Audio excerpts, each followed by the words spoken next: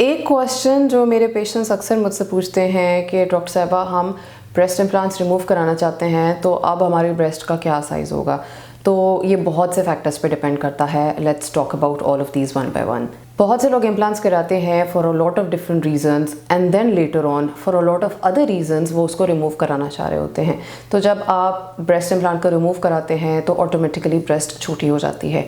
अब उसका क्या साइज़ बनेगा और ब्रेस्ट कैसी लगेगी after implant removal, that is something that we are going to discuss in detail. तो अक्सर लड़कियां या ख़वातीन जब ये प्रोसीजर कराती हैं तो वो इसलिए कराती हैं क्योंकि उनकी ब्रेस्ट का साइज़ छोटा होता है। अब अगर आपकी ब्रेस्ट का साइज़ ए था और आपने इम्प्लांट कराया है तो जब आप इम्प्लांट रिमूव कराएंगे तो वो ए ही रहेगा या समटाइम्स उससे छोटा भी लग सकता है। अगर आपने इम्प्लांट कराया और आपने साल, 1.5 साल, 2 साल में उसको रिमूव करा दिया और आपके ब्रेस्ट इम्प्लांट का साइज़ छोटा था तो जनरली आपका वही साइज़ रहता है जो कि आपका इम्प्लांट कराने से पहले होता है। लेकिन अगर आपका इम्प्लांट बड़ा है या अगर आपने उसको बहुत ज़्यादा सालों के लिए रखा है तो उसमें 2 फैक्टर्स होते हैं। एक ये है कि जब इम्प्लांट ऐड होता है तो वो आगे स्किन को और ग्लैंड को पुश करता है और पीछे चेस्ट वॉल को पुश करता है, जिसकी वजह से वो ग्लैंड और स्किन को स्लाइटली थिन आउट कर सकता है due to its weight. And same is a case कि जब वो चेस्ट की तरफ जाता है तो वो मसल को भी थोड़ा बहुत थिन आउट करता है, जिसकी वजह से जब इम्प्लांट को हम रिमूव करते हैं तो वो जो ब्रेस्ट है वो फ्लैटन आउट भी हो जाती है, थोड़ी सी कनकेव हो सकती है एंड हल्की फुल्की लटकी भी लग सकती है।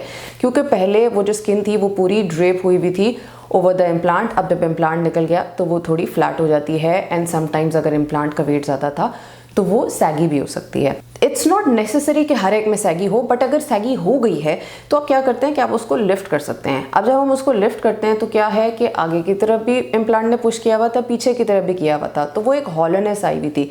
तो लिफ्टेड ब्रेस्ट जो है वो कुछ हद तक उस हॉलोनेस को फिल करेगी एंड कुछ हद तक वो आगे प्रोजेक्शन देगी।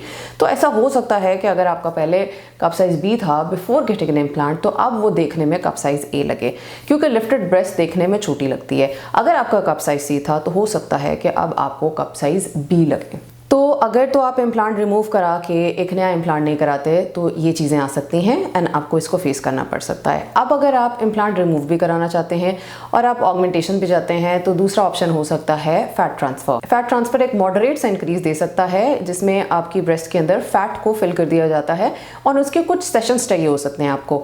The results are not equal to the implant, लेकिन अगर आप बहुत नेचुरल से ऑगमेंटेशन चाह रहे हैं और आप ये चाह रहे हैं कि इम्प्लांट दोबारा ना कराएं तो फैट ग्राफ्टिंग आपको हेल्प कर सकती है एज लॉन्ग एज आपकी बॉडी में इतनी फैट अवेलेबल है कि वो उसके अंदर से निकाल के ब्रेस्ट में इंजेक्ट की जा सके। सो या that is it for the video. अगर आपके कोई कमेंट्स और सजेशंस हैं do comment down below, I will try to answer all of you guys.